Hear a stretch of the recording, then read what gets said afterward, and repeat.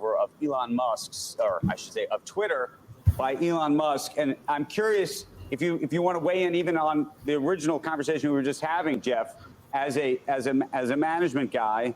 Do you think that he is required to or should pay out these 7,500 employees in terms of their stock vesting, which we're talking about the date being next Tuesday?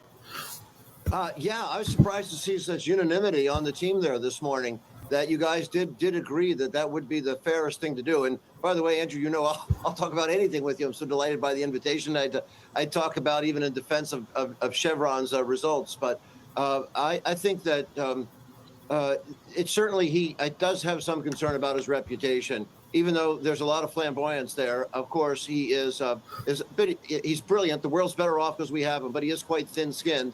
And I think he would want to pay it, even if it would be hundreds of millions of dollars, to show some loyalty. He has enough cultural erosion right now. He doesn't need to throw more gas on the flames.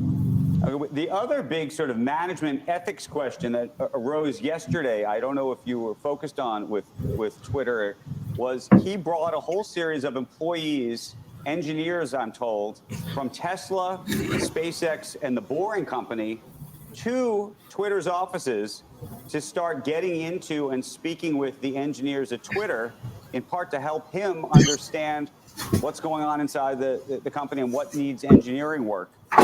It's a very unusual situation. Tesla, of course, is a publicly traded company with its own investors. And even though he controls SpaceX and Boring, those companies have their own investors.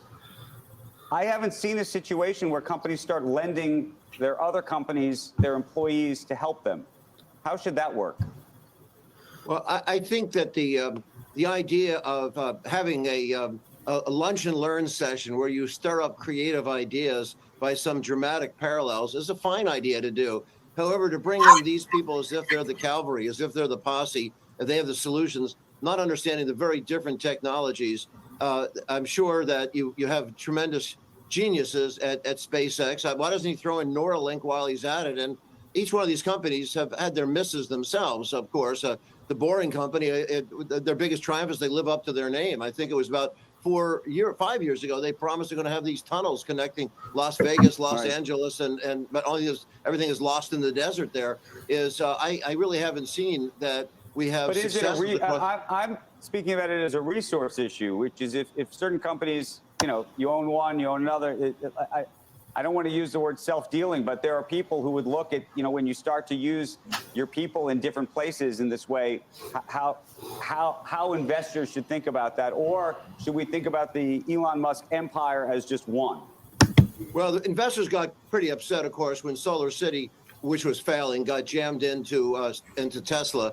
I don't think we have to worry about that here. I think some cross-pollination of visits with ideas to stir things up is a fine idea, but to have whatever he was doing with weed whackers or leaf blowers or flamethrowers, bringing the engineers on those products is kind of ridiculous.